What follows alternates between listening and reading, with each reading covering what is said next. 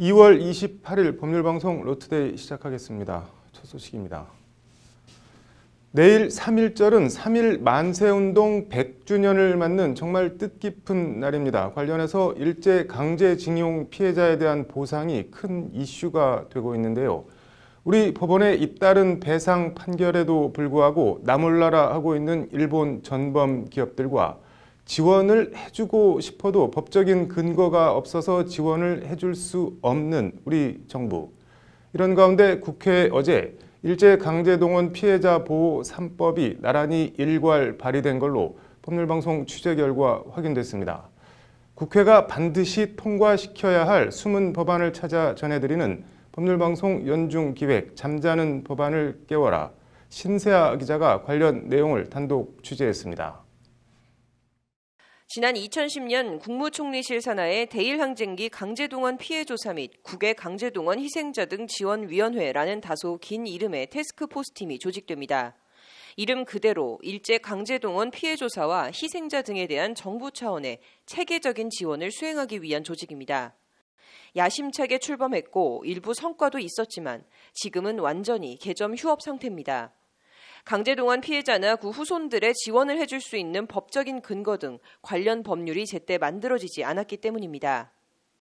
예를 들면 150 신청 접수를 또다시 받겠다 이렇게 하면 그때는 또다시 옛날 같은 신청을 접수를 받아서 심사를 해서 지급하는 또 이런 또 일이 진행이 되겠죠.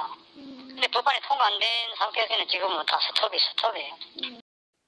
이런 가운데 어제 국회엔 대일항쟁기 강제동원 피해조사 및 국외 강제동원 희생자 등 지원에 관한 특별법 일부 개정안이 발의됐습니다. 아울러 일제강점기 여자 근로정신대 피해자 보호 및 지원에 관한 법률안, 사할린 동포 지원에 관한 특별법안도 함께 발의됐습니다. 바른미래당 김동철 의원 대표 발의로 일제강제동원 피해자 보호 3법이 나란히 일괄 발의된 겁니다. 사할린 동포 여자 근로정신대 피해자 그리고 대일 항쟁기 국외 강제동원 희생자 등의 어떤 생활 안정 그리고 명예 회복을 위한 정부의 좀 적극적인 역할이 필요하다.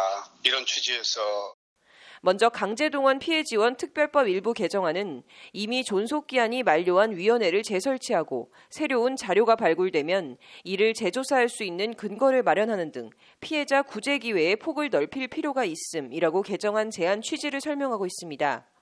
관련법 미비로 개점 휴업 상태인 국무총리실 산하 강제동원 피해지원위원회를 다시 가동할 법률적 근거를 마련해주겠다는 겁니다. 함께 발의된 사할린 동포 지원에 관한 특별법도 같은 취지에서 발의됐습니다.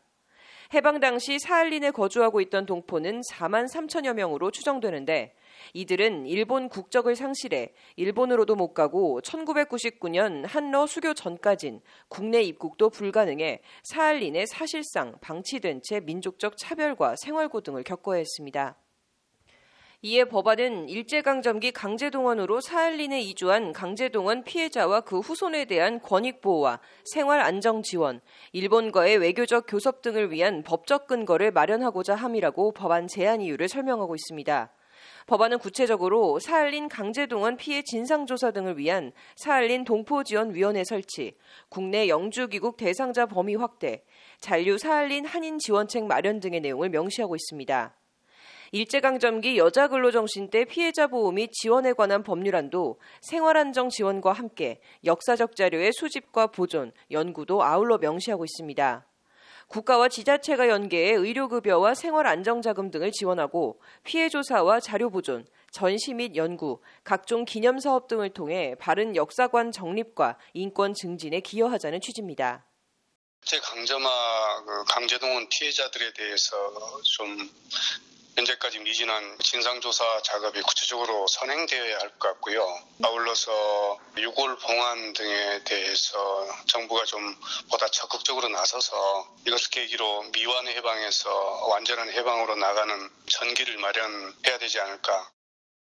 어제 발의된 일제강제동원 피해지원 3법엔 대표 발의자인 바른미래당 김동철 의원을 포함해 더불어민주당, 자유한국당, 민주평화당, 민중당 의원들도 모두 동참했습니다.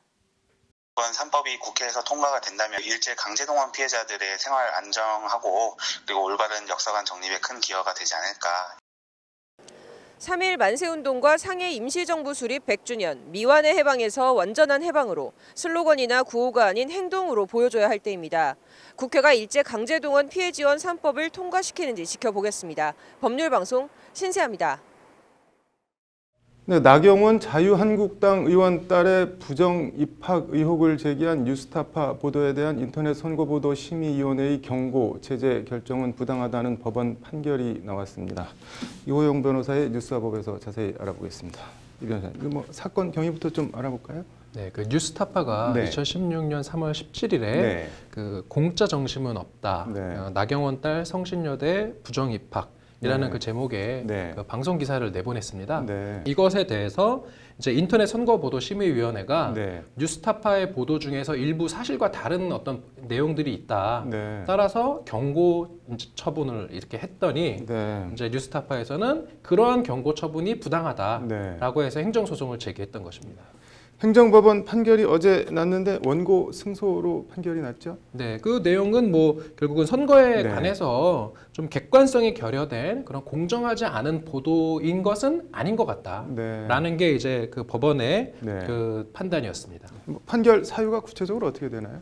네, 뭐 판결 사유를 좀 들여다 보면 네. 이제 성신여대가 그 나이원 딸이 입시에 그 지원한 2012년도에 네. 그 처음으로 특수교육 대상자 전형을 신설했는데 네. 그렇게 신설해서 나이원의 딸을 뽑은 이후에 그 이후에는 또 그 전형이 없어졌다는 겁니다. 그래서 그리고 또 나이원의 딸이 다른 응시생들보다 학생부 점수는 낮았는데 이상하게 네. 방금 말씀드렸던 것처럼 면접 점수가 네. 높게 어떤 나왔다라는 점까지 다 고려를 하면 뉴스타파의 그러한 의혹 보도는 네. 어느 정도 사실에 부합하는 것으로 보인다라는 것이었습니다. 네, 그 일부 사실과 다르다고 판단한 부분이 심의위원회가 있었다고 하는데 재판부는 그 부분은 어떻게 봤나요? 그러니까 뭐 사실과 다른 부분이 네. 얼마든지 이제 나올 수가 있는데 네. 이 부분에 대해서 언론이 네. 이제 뭐 신이 아닌 이상 네. 결국은 취재를 하는 과정에서 네. 그 취재원인 당사자에게 네. 이제 확인을 하고 또는 반론을 제기할 기회를 주었는지 네. 안 주었는지를 이제 그 판단의 근거로 삼았는데 네. 재판부에서 증거 조사를 해보니까 뉴스타파 측에서는 이러한 보도를 준비하는 과정에서 네. 나이원 측의 어떤 반론을 위한 그런 취재를 했지만 나이원 측에서 뭐 이걸 협조를 안 했기 때문에 그 이상 더 사실 확인을 할 어떤 기대 가능성이 없다. 네. 따라서 뭐 이 정도 보도라고 한다면 네. 뭐 객관적으로 사실과 전혀 다른 어떤 그런 보도라고 네. 볼 수는 없다. 다시 말해서 공정성이 결여된 것으로 보기는 어렵다. 이렇게 판단을 한 것입니다. 네.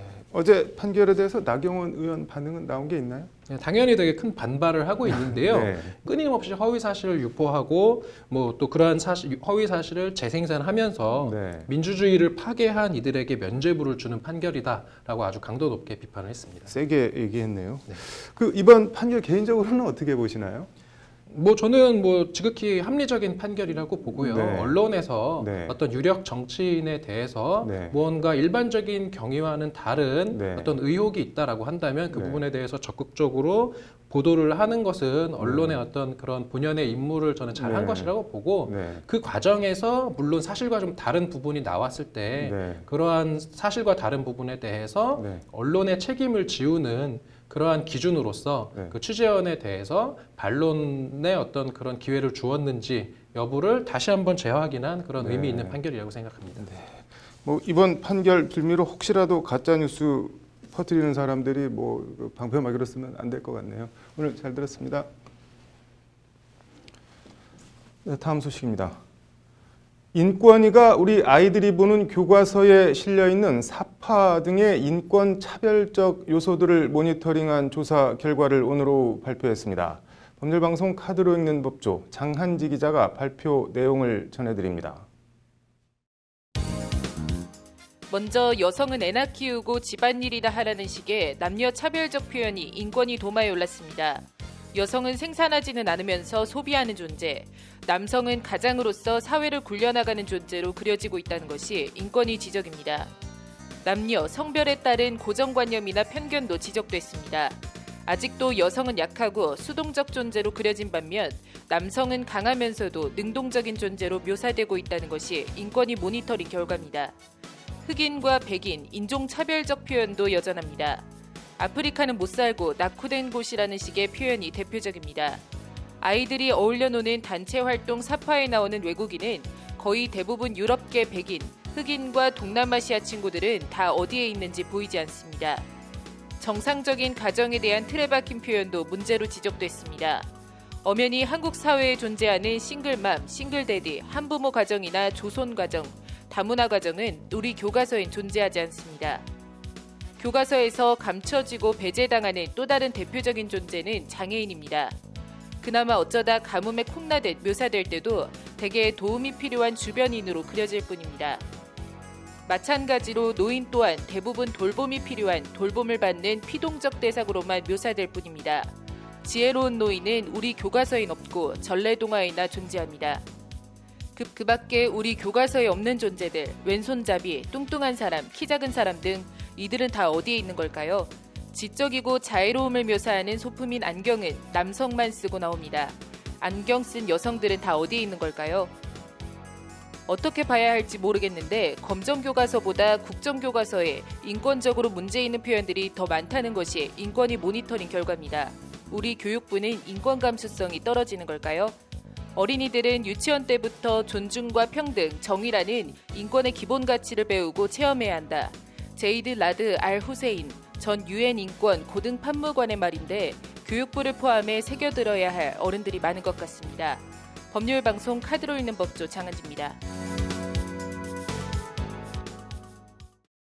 관세청 인사와 관련된 청탁을 받고 수천만 원의 뒷돈을 받은 혐의로 재판에 넘겨진 비선 실세 최순실 씨의 최측근이었던 고영태 씨가 오늘 대법원에서 징역 1년 6개월의 실형을 확정받았습니다. 오늘 판결로 보는 세상은 호가 호위 얘기해 보겠습니다. 좀 뜬금없긴 하지만 남총이라는 단어가 있습니다. 산의 남자에 총애하다 할 때 총자를 쓰는데 사전에는 예쁘게 생긴 남자가 특별한 사랑을 받는 일이라고 써 있습니다. 중국 역사상 유일한 여황제로 군림했던 칙천무후는 궁궐 내에 공학부라는 기관을 두고 수백의 남총들을 거느렸다고 합니다. 궁궐에 상주하지 않는 남총까지 포함하면 과장해서 그 수가 3,000에 이르렀다는 말까지 전해져 내려오고 있습니다. 그 수많은 남총 가운데 말년에 무후에게 총애를 받은 장종창과 장역지라는 이름을 가진 형제가 있습니다. 복각시랑 벼슬을 지낸 장구청의 아들로 사대부 신분의 미소년들이었다고 합니다. 이런 무후의 총애를 등에 업고 칙천무후라는 든든한 뒷배를 믿고 장역지 형제는 일반 백성들은 물론 조정에도 지금 말로 치면 엄청난 갑질과 횡포, 전횡을 일삼습니다. 그러나 이 호가 호위의 끝은 좋지 않았습니다. 이중윤 등이 죽임을 당한 지 4년 뒤인 705년 재상 장간지는 좌우 우림병을 이끌고 황궁으로 쳐들어가 장역지 형제를 죽입니다. 총애하는 애인의 죽음을 막지 못한 무후는 권세가 자신의 손에서 떠났음을 알고 그해 황위를 내려놓고 황태후의 신분으로 돌아갑니다. 그리고 중종이 포기한 이해 그녀는 사망합니다. 세간의 비선 실세라는 말을 유행시킨 최순실 씨와 고영태 씨 관계를 두고 이런저런 뒷말들이 많습니다. 둘 사이의 일이야 두 사람이 제일 잘 알겠지만 한때 박근혜 전 대통령의 옷과 가방을 만들어 납품했을 만큼 고영태 씨가 최순실 씨의 최측근이었던 것만큼은 분명해 보입니다. 2015년 인천본부세관 이모 사무관으로부터 가까운 상관인 김모 씨를 세관장으로 승진시켜달라는 청탁과 함께 사례금 명목으로 총 2,200만 원을 받은 특가법상 배임수재 혐의로 재판에 넘겨진 고영태 씨에 대해 대법원이 오늘 징역 1년 6개월을 선고한 원심을 확정했습니다. 대통령과 오랜 친분이 있는 최순실을 통해 세관 공무원 인사에 개입해 그 대가로 해당 공무원으로부터 금품을 수수했다는 것이 법원 판단입니다. 법원 판단대로 최순실 씨와 친분이 아니었다면 고영태 씨를 폄하하는 게 아니라 고영태 씨가 뭐라고 세관장 인사 청탁을 하면서 수천만 원을 줬겠습니까? 당연히 다 최순실 씨를 보고 준 돈일 겁니다. 그런데 눈에 띄는 건 돈을 준 시기입니다. 2015년. 2015년이면 최순실이라는 비선 실세의 존재가 세상에 알려지기 한참 전입니다. 수백억씩을 건넨 삼성 등 굴지의 재벌들에서부터 일개 세관, 사무관까지 알만한 사람들은 다 최순실이라는 비선 실세의 존재를 알고 있었던 걸까요? 아무튼 진정 호가 호위의 시절은 다 끝난 건지 어디선가 지금도 또 다른 크고 작은 호가 호위가 이루어지고 있는 건 아닌지 여러모로 착잡한 생각이 듭니다. 판결로 보는 세상이었습니다. 이어서 법조계 소식 전해드리겠습니다. 법원이 다음 달 11일 열리는 전두환 전 대통령 사자 명예훼손 사건 재판 방청권을 사전 배부합니다. 방청권은 재판이 열리는 광주지법에서 오전 10시 40분 현장 추첨으로 배부합니다. 손석희 JTBC 대표이사 뺑소니 고발 사건을 수사 중인 경찰이 오늘 시민단체 자유연대 사무총장을 고발인 신분으로 불러 고발 내용을 알게 된 경위 등에 대해 조사했습니다.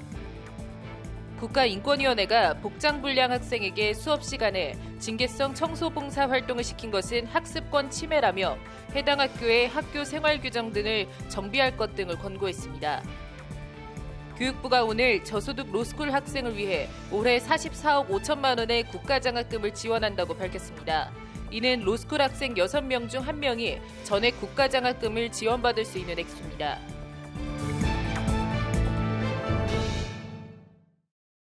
(2월 28일) 법률방송 로투데이 마치겠습니다. 시청해주셔서 감사합니다.